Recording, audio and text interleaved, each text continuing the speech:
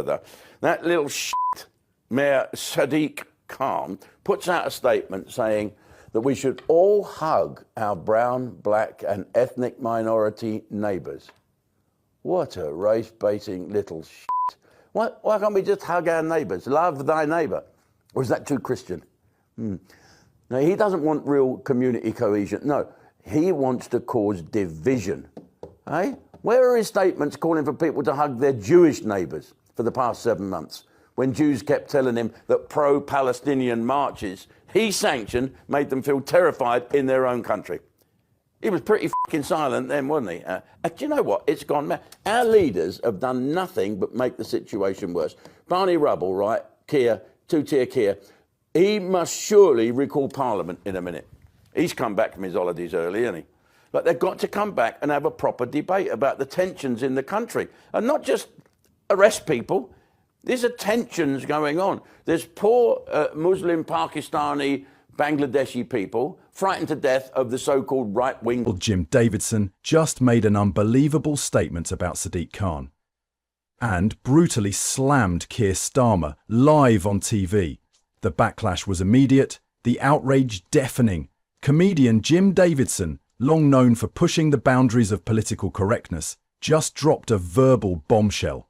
And the internet is on fire. It all started when Sadiq Khan, the mayor of London, put out a seemingly harmless statement encouraging people to hug their brown, black and ethnic minority neighbours. A message of unity, maybe, but not to Davidson. Not this time.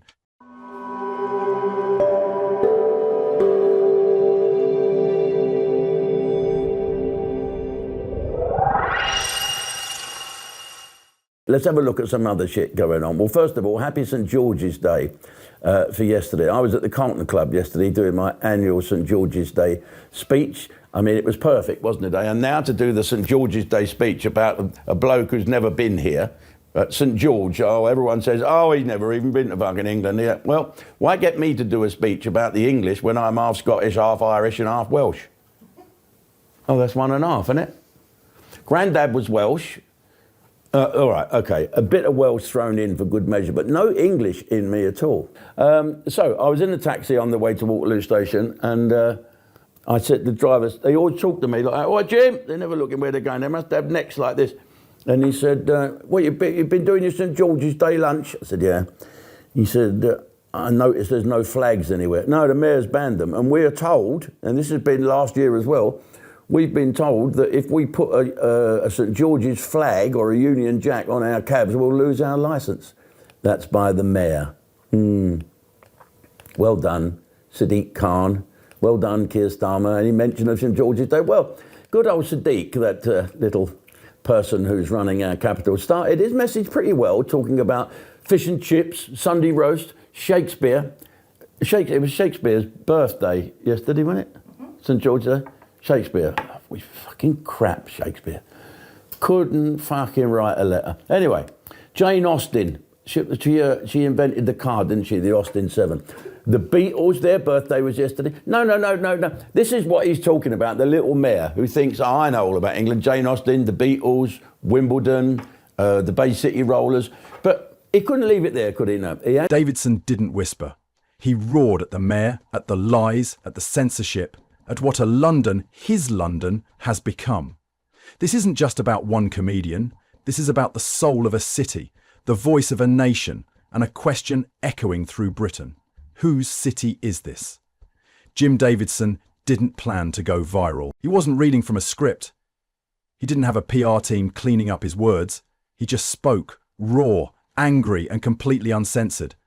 And in that brutal honesty, he said what millions have been thinking, but too afraid to say. But anyway, let's talk about the other little shit that's, not that there is a previous. Sadiq Khan.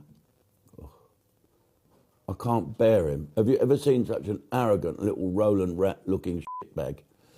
No offence. He has told people who don't like Donald Trump to use their right to free speech and protest. So what he's trying to do, he's trying to whip up crowds of people that don't want Donald Trump to come to London. His London. How come it's your fucking London? I'm from London and I want Donald Trump to come. So they're saying when he travels to the UK for his historic second state visit, apparently the mayor Well, now he's all for free speech again, isn't he?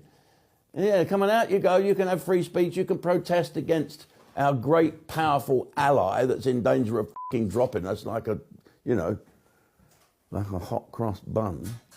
So the mayor believes in free speech now. Funny, isn't it? He wants so much into it when it's for causes he's not too keen on anyway.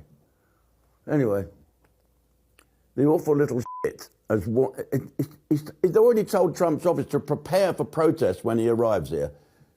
And I reckon, I don't think he likes Trump. No, I don't. I think that is it. It's purely it. He doesn't like what Trump stands for.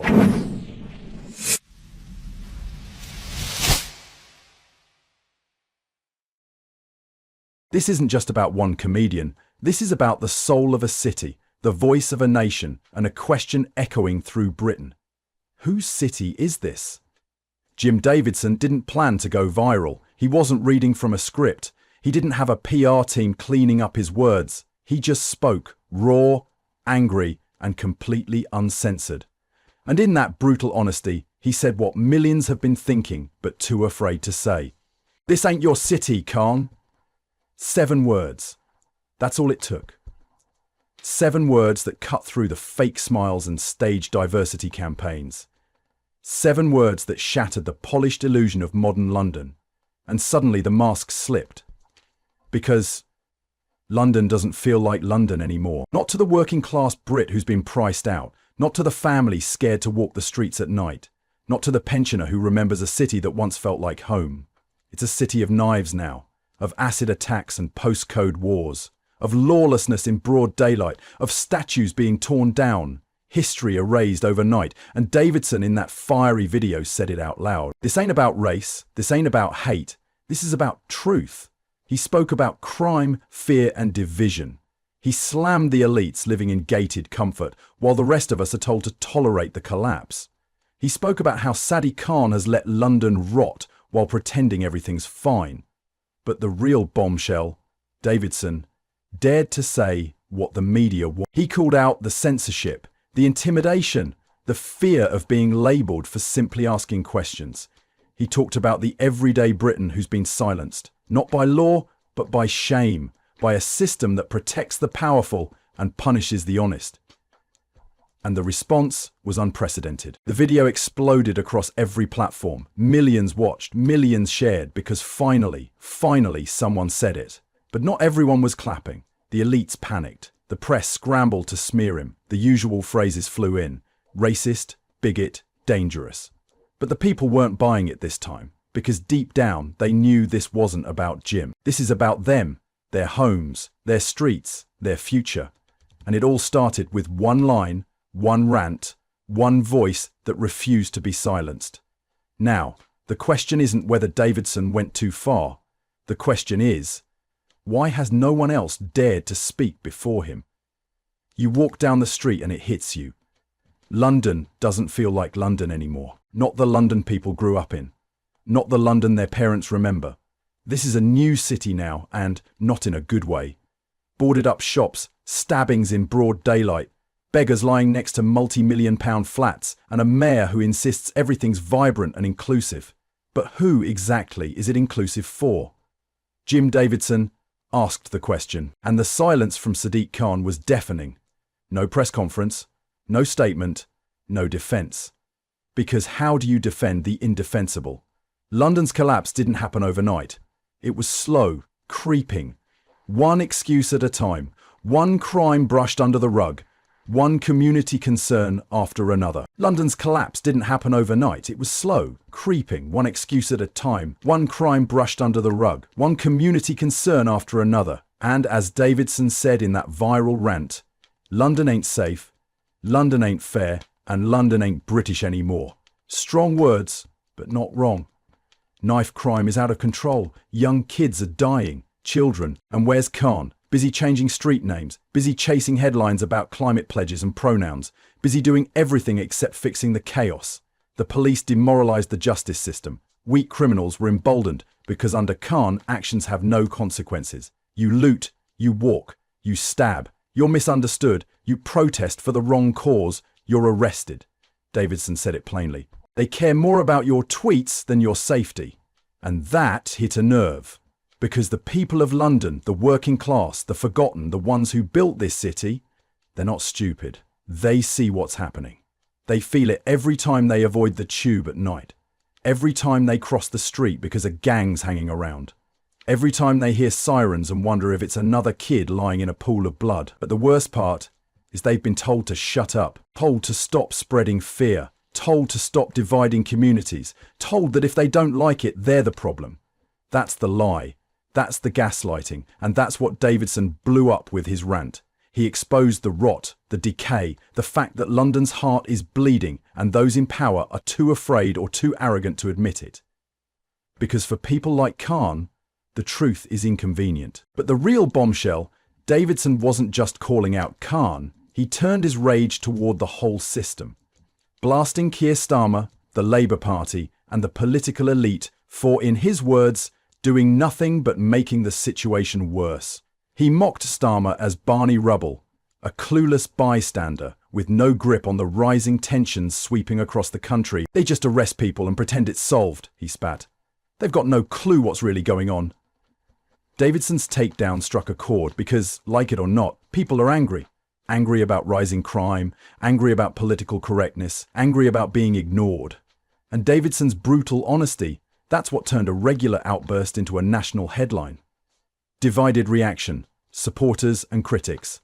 Clash supporters rallied around him instantly. They called him brave, a voice for the voiceless, one of the few public figures willing to challenge what they see as a broken, woke system that prioritizes ideology over common sense. But critics, they came out swinging. Advocacy groups slammed his words as inflammatory, accusing him of stoking racial tension in a country already dangerously divided. The mayor's office pointed out that Sadiq Khan has received numerous death threats over the years and insisted that public figures have a responsibility not to stir up hate. But Davidson's supporters hit back, arguing that truth doesn't always come gift-wrapped. Sometimes it comes raw, loud, and unapologetic, and that's exactly what Davidson gave them. But what shocked people even more was what came next. Davidson doubled down. In a jaw-dropping follow-up rant, he painted a bleak picture of a nation unraveling. The fury in his voice wasn't just for show, it was real, raw, unfiltered. And then came the most controversial part yet. The comedian laid into immigration, connecting it directly to the rise in crime, terrorism, and cultural fragmentation. You are mayor of the capital city where the most recent terrorist attack has taken place. How many of those 400 have come back to London? The estimate is just over half. So when you where look are at, they? When you look at the. No, but seriously, How where are we they? letting people back in to the UK who haven't just been trained? They've actually fought, potentially against our troops. How are we letting them back in without knowing exactly where they are and what they're up to? Because out of all the thousands of people that we're concerned about, surely those who've actually gone to fight are the biggest risk. Well, that's one of the reasons why it doesn't make sense for the government to be cutting resources from those. Where are they? You're the mayor of this with capital respect, city. hold Where on a are second. they? I can't follow 400 people. What I can do is make sure Why with the can't you? policies, because what we can do though is make sure we've got the resources for the police and the experts to Why follow these can't you people. instruct the police? Why can't you call Cressida Dick right now Well, and say every one of those people who's come back from a war zone, who's in London, I want them followed? Let me tell you why. Because the Met Police budget, roughly speaking, 15% to 20% is funded by me, the mayor. The rest comes from central government. If the Met Police budget is being shrunk and reduced, they've got to prioritise and use their resources in a sensible, savvy way. What could be a bigger priority than people coming back from a Syrian battlefield with intent to harm British citizens? Why is it not the #1 priority? Why are these people just allowed to come back in the first place, and then the London mayor doesn't appear to have a clue where any of them are? I mean, no disrespect to you, but where are they? Well, that's one of the questions that obviously the police and security services are Yeah, but you're looking the into. mayor. But this chap here. Sadiq, you're the mayor of London. Sure, but can I say, look, the 3 men responsible for the attack on Saturday night hadn't come from overseas. They were, for all intents and purposes, integrated into our way of life. But Jim Davidson isn't a politician. He's a man with a platform, and he's not afraid to use it. The reaction was split down the middle. Some accused him of racism and Islamophobia. I think this is straightforward. It's Islamophobia. and the Prime Minister should call it out for what it is. The reason he won't is because he's so weak. They're divided, they're chaotic, and if they're re-elected, we're going to have 5 more years of this. It is only Labour now that can unite the country, bring people together, turn a page on this, and actually usher in the sort of society, the sort of future that people desperately... And here's the real threat. He didn't use fancy language. He didn't go through the BBC. He didn't ask for permission. He just spoke. And that's why they panicked. Because when someone bypasses the gatekeepers, when a message spreads without being filtered, edited, or softened, the elite loses control. That's the war Davidson just started. Not with violence, not with threats, but with truth. And they know it because this wasn't just a comedian popping off. This was a public figure with decades of stage time, decades of experience, and decades of watching the country change, finally saying what millions feel deep down. We've been betrayed not just by politicians, but by institutions, by the media, by those who promised to protect us and then turned their backs. The choice here is a choice of failure, more of the same old failure, or a fresh start with me. This is about how we move London forward. Cab driver telling me that crime is out of control in London. The stats telling me that crime is out of control in London.